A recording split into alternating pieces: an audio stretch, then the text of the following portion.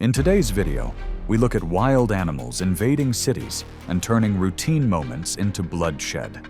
From a bear stalking a quiet Sapporo street to a crocodile lurking in a flooded Jakarta alley. But first, in Bangalore, a routine guard shift turned fatal. It was November 12, 2014, on the outskirts of Whitefield, a rapidly developing residential stretch on the edge of Bangalore, India. The streets at that hour were dimly lit, with only scattered apartment windows glowing against the early morning haze. Stray dogs lay curled near dumpsters, undisturbed by the occasional passing motorcycle. The neighborhood was used to the quiet at that hour, unaware that the stillness would soon break in a way few had imagined possible within city limits. Ravi Kumar, 41, worked as a night shift security guard for a modest, low-rise apartment building. He had migrated from a nearby village, taking pride in his reliability more than anything else. Known for his calm routine and his habit of feeding stray dogs with leftover rice, he was a familiar figure to residents who returned late from work.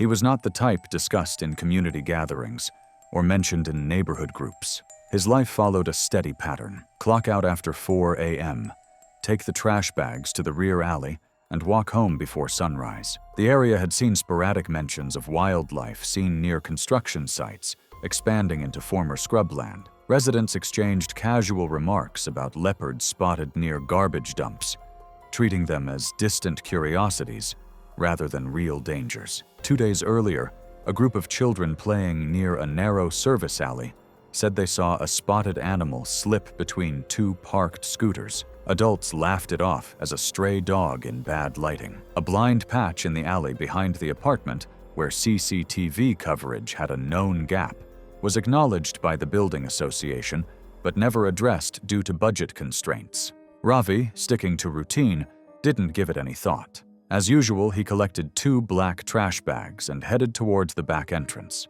The alley behind the building was narrow, bordered by a cracked compound wall on one side and a line of discarded building material on the other. The ground was damp from a pipe leak, reflecting distorted shards of the faint security light. Ravi set the trash bags down near the enclosure. At approximately 4:20 a.m., a shadow moved against the far edge of the footage, barely a shift, almost imperceptible unless watched closely. The dogs nearby lifted their heads but did not bark. From behind the garbage enclosure, a leopard broke from cover with controlled, low movement. Its body length, close to 7 feet nose to tail, allowed it to close distance rapidly without a full sprint. Leopards in urban fringes are known to navigate human environments silently, using walls and stacked waste as cover. Drawn to stray dogs and food waste, they adapt to these edges easily, often watching for isolated movement. Ravi, with his back partially turned, had no time to react before the animal lunged in a single arc. The animal struck with enough force to knock him backward. An upper-floor resident, outside smoking on a small balcony, heard a short, muffled cry. He glanced down and saw a shape thrashing, but initially assumed dogs were fighting over a food scrap. In the alley, the leopard's jaws locked onto Ravi's shoulder and neck area, pulling him along the wet ground. Ravi tried to brace himself against the wall, but his feet lost grip on the mossy surface. Movement carried them just beyond the reach of the camera's frame. From the balcony, the smoker leaned forward, finally recognizing the pattern of movement as wrong for dogs. Metal clanged as he struck the railing with his hand, shouting in Kannada towards the alley, attempting to alert others. Lights in several units flickered on. A resident raised their phone to record from behind a window grill, but did not venture downstairs. In the footage, later reviewed, Ravi's legs were briefly visible, kicking against the ground before slipping out of view entirely. Panic spread through the building's upper floors. Someone attempted to scare the leopard by banging a steel bucket from a safe distance near the stairwell entrance, but no one went closer. For approximately 30 seconds more, muted sounds of struggle could be heard from beneath the blind spot. Scraping, then silence. The leopard, disturbed by distant shouts but not directly confronted, dragged the body further behind the stack of construction debris and vanished into an adjoining vacant lot. By sunrise, police and forest officials arrived. They located blood trails leading to a gap in the wall but found no animal. Ravi's body was recovered after daylight, partially concealed behind discarded tiles.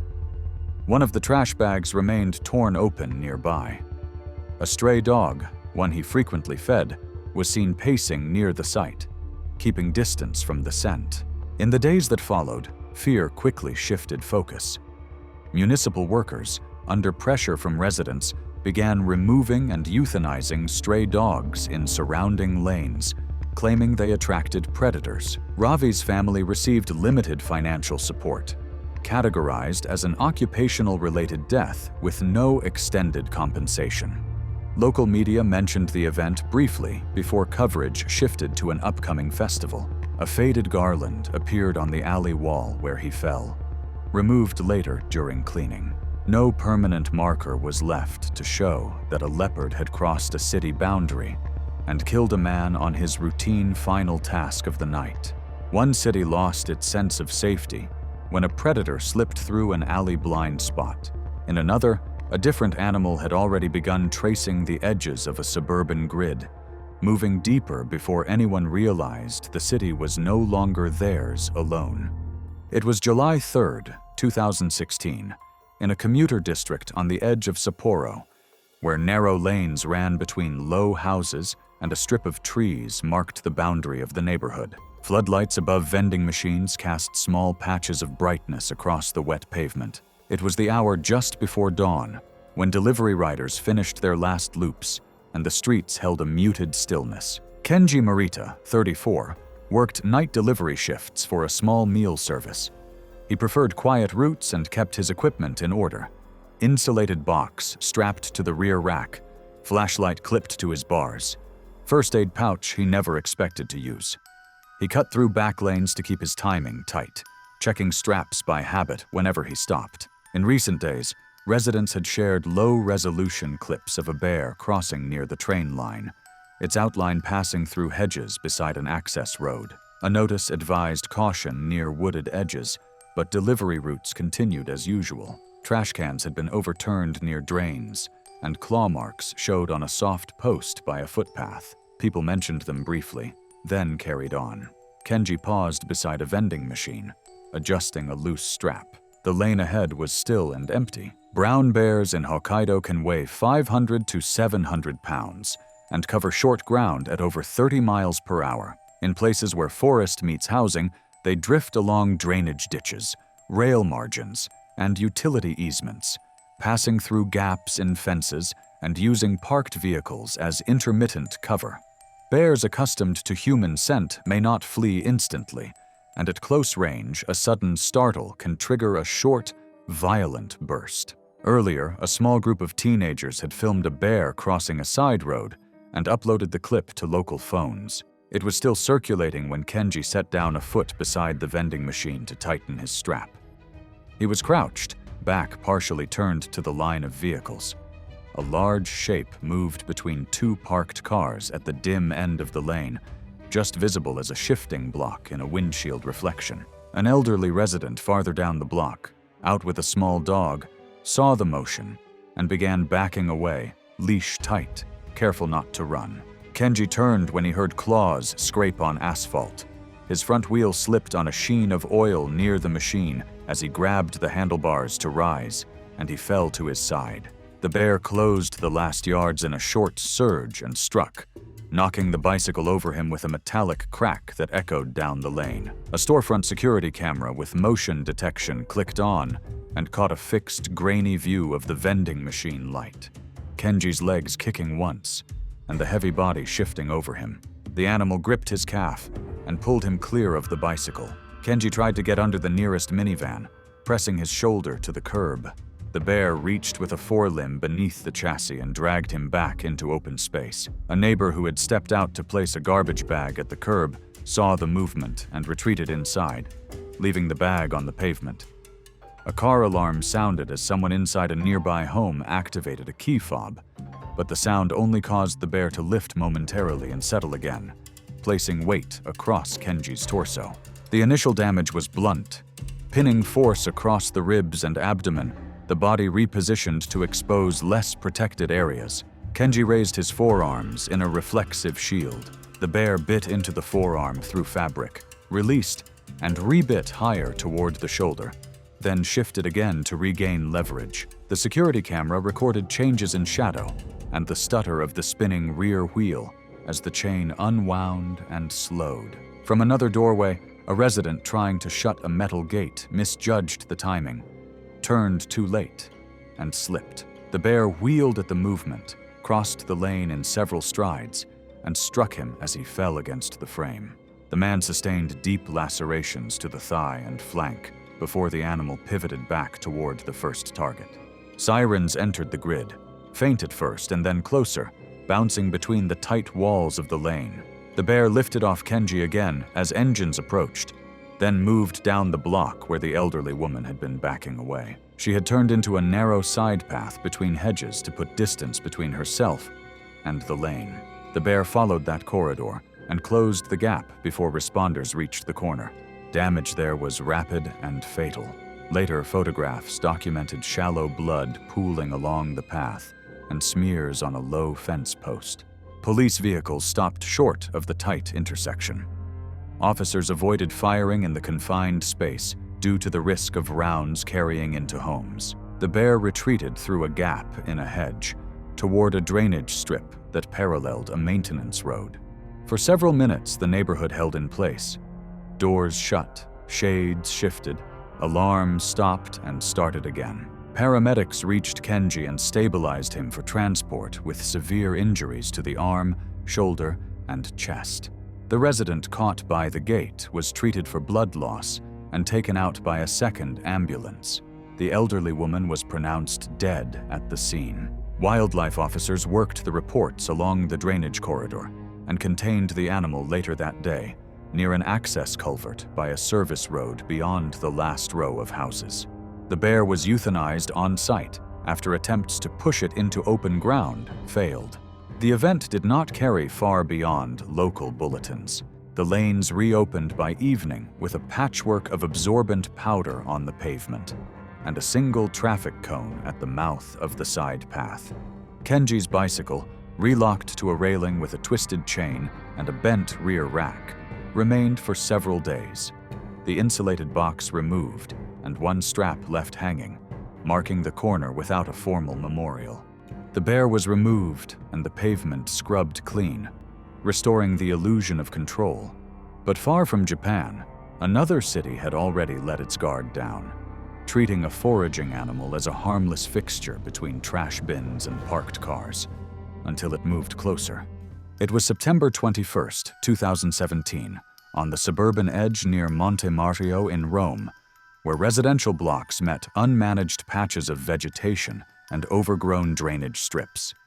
Streetlights cast weak pools of yellow light over rows of parked cars, and garbage bins lined the curbs in staggered clumps. The last buses of the night had already passed, leaving the neighborhood in that quiet period when footsteps echo more sharply, and distant dog barks carry further than expected. Wild boars had been increasingly visible that month, slipping between bins and garden fences to scavenge through trash. Locals filmed them from balconies, narrating in amused tones, more fascinated than alarmed. Earlier in the evening, a woman walking with two children paused near a dumpster where bags had overflowed. A dark shape shifted behind a parked hatchback.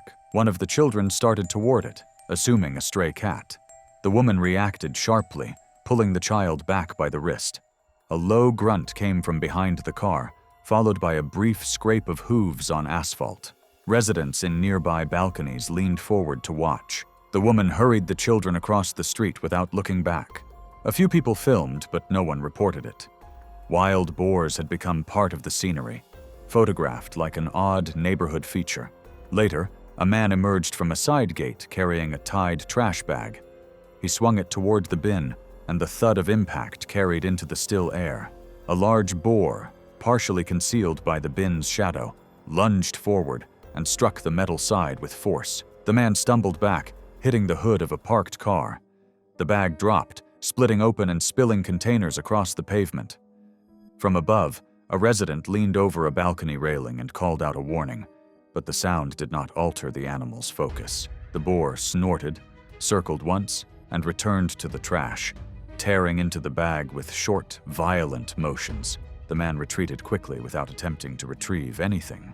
A phone camera light flickered on from a balcony, capturing the animal's head lifting briefly amid the bin's shadow. Around 11 p.m., Fabio Leone, 57, a maintenance worker, was making his way home after a late shift. He carried a small plastic bag and moved with a noticeable limp from a long-healed injury. He stayed close to the walls rather than the road's center, a habit from years of night walking. As he neared the stretch with the bins, he heard a metallic scrape. Thinking it was a cat, he altered his path slightly, stepping between a compact car and a low metal gate. The walkway narrowed there, pressed in by parked vehicles on one side and the gate's frame on the other. Two juvenile boars appeared first, emerging from behind the bin. One darted past Fabio in a blur of movement. Startled, Fabio shifted his weight and raised his hands in front of him, palms out. The larger adult boar followed, picking up speed with a short, sideways charge. It struck Fabio at the hip, slamming him sideways into the metal gate. The sound of impact rang sharply in the confined space, followed immediately by a brief sound triggered by the impact. Fabio fell to the ground, his leg twisted beneath him. The boar turned and struck again, driving its weight against his lower body. Its tusks tore through fabric and into flesh along his thigh. Fabio tried to brace with his arms, but the animal pivoted, driving downward against his midsection. Sound from the impact site rose along the facades, and several balcony doors slid open. Objects were thrown, stones, a shoe, something metallic, but they bounced off the pavement or cars without making contact. The boar continued, clamping onto Fabio's leg and shaking once before releasing to strike again. A car horn blared suddenly, continuous and loud. The boar jolted, stepped back, and reoriented toward the source of the noise. The juvenile boars, startled, moved back toward the bin. After a brief pause, the adult turned away from Fabio and moved toward the trash, knocking over the split bag from earlier and scattering its contents further down the street. A small dog barked from behind a fence, and the boar snapped toward the sound before losing interest and drifting back toward the dark strip of vegetation beyond the last row of bins. Fabio remained conscious but bleeding heavily, trying to pull himself toward the gate frame. Neighbors descended only after the boar moved out of sight. Video clips from multiple angles later showed people standing back until the street was clear. Emergency services arrived and stabilized Fabio. He survived, but later lost his leg below the knee due to tissue damage and infection. Partial paralysis affected his facial muscles after complications during recovery. In the following weeks, the city installed boar-proof metal fencing around the green margins near the bins. Complaints followed about cost and disruption. For a few days, Fabio's damaged shoe and bent glasses remained near the gate where he fell, placed deliberately by someone as a quiet marker. They were removed by sanitation crews without notice, leaving only the new fencing and a few scuff marks on the metal gate as evidence of the event. In Rome, a man lived through his encounter, and the fencing went up days later. But in another place where lights failed and garbage lined the roadside, the animals did not just pass through the fringe. They began testing the movement of people on foot. It was March 4th, 2013, on the southern edge of Addis Ababa, near the Akaki Kality landfill, where trash mounds and dirt tracks formed a dim corridor once the power failed. The air smelled of burnt waste, and without traffic noise, every movement carried in the open silence. Most residents stayed on the wider road, but a narrow footpath cut the distance home. Mesfin Bekele, 29, worked late at a nearby factory and usually caught a minibus. The transport strike left him with no ride, so he chose to walk the last stretch to save fare. He was known among co-workers for finishing cleanup tasks without being asked, and preferred quiet routes where he could move at a steady pace. His plan was simple: take the culvert path, cross the garbage ridge, and reach the rented rooms before midnight. He carried only a phone with a cracked back panel and a light jacket tied at his waist. He walked deliberately, avoiding puddles and staying close enough to the main road to hear distant engines. Under normal conditions, the shortcut was uneventful. That night, with no streetlights and the landfill still active from scavengers, the pathway felt exposed, open to whatever moved in the dark beyond the trash line. Spotted hyenas in this region weigh roughly 90 to 120 pounds and stand about 30 inches at the shoulder. They travel in small groups near food sources, moving along ditches, fence lines, and the lee side of trash mounds. Around human settlements, they scavenge openly and test the perimeter when people are isolated, especially where organic waste accumulates. Engine noise and bright light tend to deter them more than scattered shouts. Warnings had come earlier. A depot guard had thrown stones to push 2 hyenas away from a torn trash bag, but they only backed off and continued circling the area.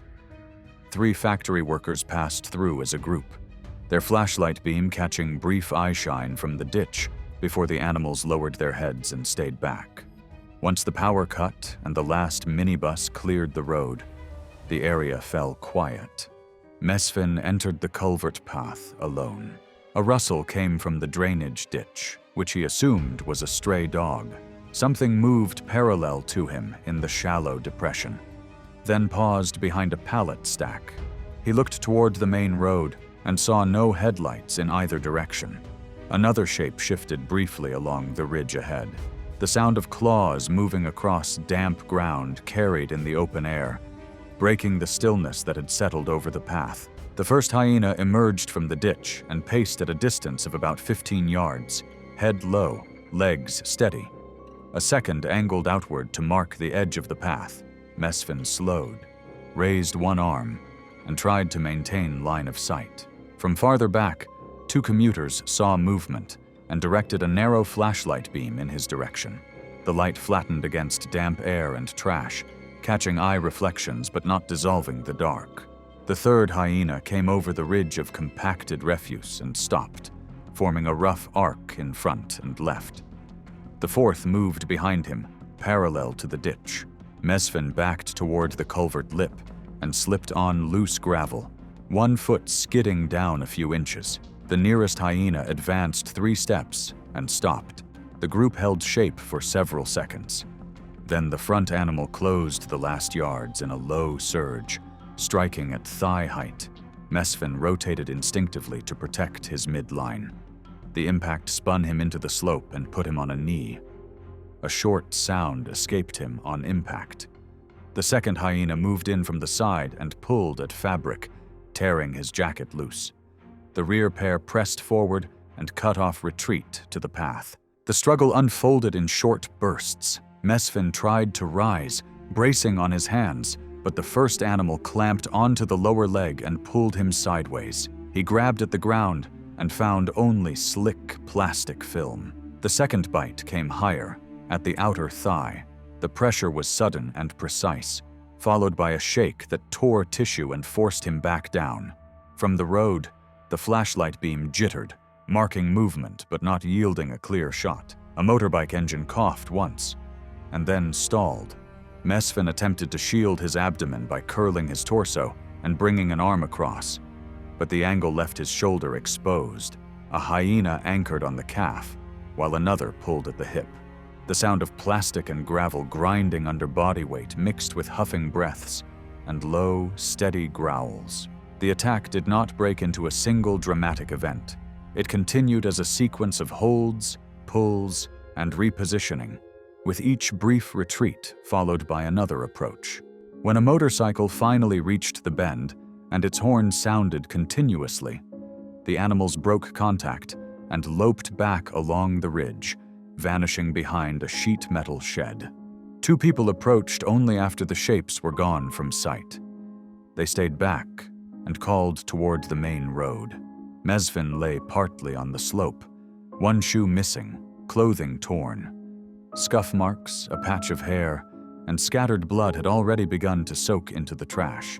His phone rested face down a few feet away, with the screen still active. Emergency response was slowed by the outage and traffic disruption, and he was pronounced dead at the scene. By morning, his family collected his slippers and phone. The device contained a short, accidental recording. Footsteps, a brief scrape, then static. Workers from nearby sheds covered the blood patches with soil and dragged a pallet over the area to deter stray dogs. Wire snares appeared along the ditch that evening, set without official notice. 2 days later, a hyena with an injured foreleg was seen moving along the ridge. The footpath remained in use that same night. People walked closer together when the lights failed, but the route stayed unchanged. A small pile of stones sat near the depot gate, and the landfill continued operating without interruption. On dry ground, the threat came from landfills and scrub, easy to see and avoid. But when floodwater rose in another dense neighborhood, the line between city and wild disappeared beneath the surface, and something entered through the water without resistance. It was January 9th, 2018, in a South Jakarta neighborhood where monsoon floodwater had turned alleys into slow channels. Brown water pressed at storefront thresholds, scooters sat half-submerged, and plastic detritus drifted like small rafts. The rain had eased, but the current still tugged. Sightlines ended at the next bend. People waited on raised shop ledges and repair stalls, watching from anything dry. Something else used the drowned grid to move unseen. Arif Santoso, 32, worked at a small electronics shop near the commuter line. A road closure had cut off buses, and staying overnight meant lost wages. He chose a familiar shortcut, a back lane he had used in previous floods where the water rarely reached hip level. He carried groceries in a thin plastic bag overhead, focused on keeping bread dry.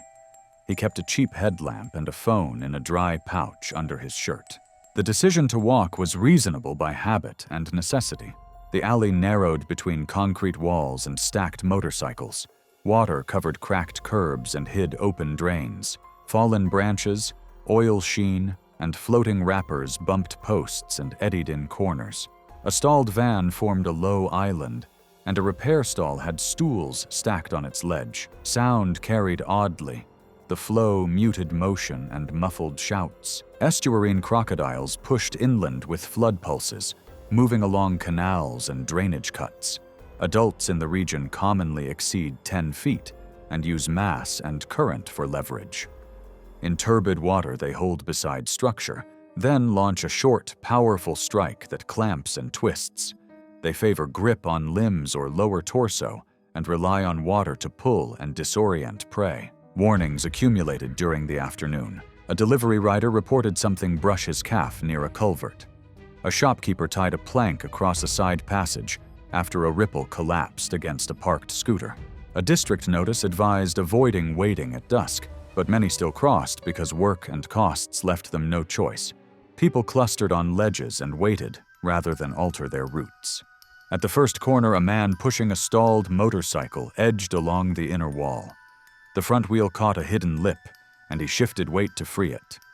Water around his ankle swelled. A hard snap hit muscle above the ankle. He fell, dragging the bike. The dark shape moved along the frame, clamped, then released as the bike rolled. Neighbors hauled him up onto a ledge. Blood thinned in the runoff. Arif approached from a connecting side passage that joined the same alley system farther down, out of sight of the group clustered around the injured man. By the time he entered the narrower stretch, only disturbed water and debris traces remained from the first encounter. Later analysis of impact, marks on the scooters, floating debris positions, and the final phone recording allowed investigators to reconstruct Arif's likely movements in the minutes before the strike.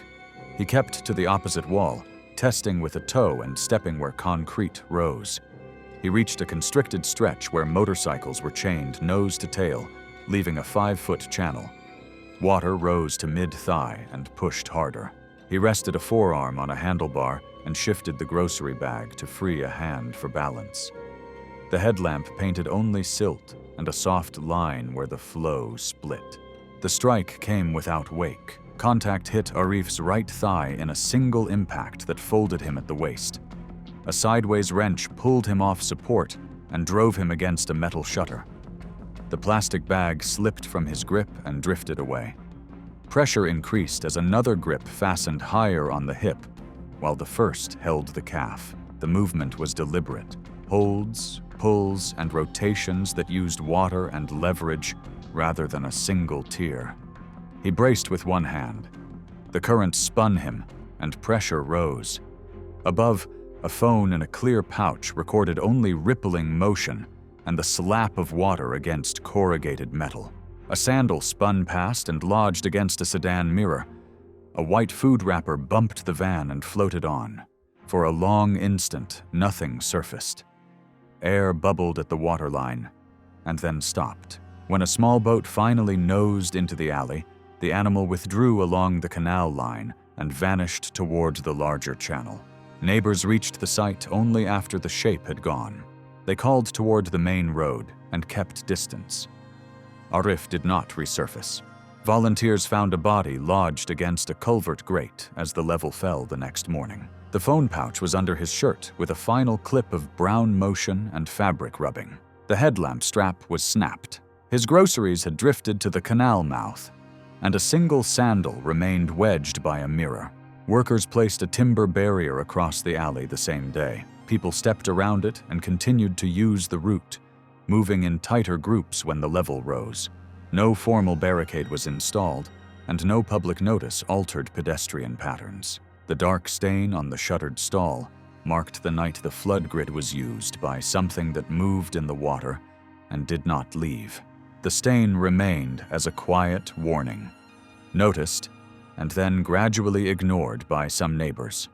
Thanks for watching. If you enjoy this video, click more